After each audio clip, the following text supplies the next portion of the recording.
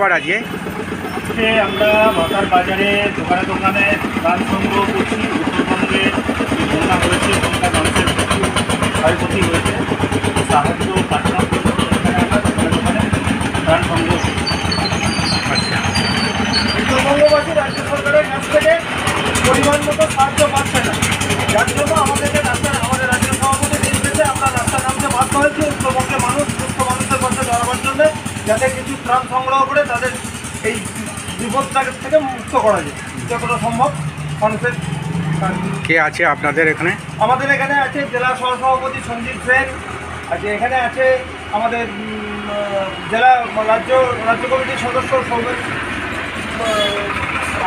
কারফা আছে, আমাদের এখানে প্রাক্তন এই মণ্ডলের প্রাক্তন সভাপতি বুদ্ধগোপাল ঘোষ আছে, আমাদের পার্শ্ববর্তী মণ্ডলের প্রাক্তন সভাপতি অপূর্ব যশ আছে, আমি এই মণ্ডলের জিএস হিসেবে অপূর্ব হাজরা আছি, আরও আমাদের অনেক কার্যকর্তা প্রাক্তন জিএস আমাদের কমির মণ্ডল আছে, যুব প্রাক্তন সভাপতি প্রতাপ হাজরা আছে, আমাদের সরকার আছে, আমাদের বাচ্চু আছে,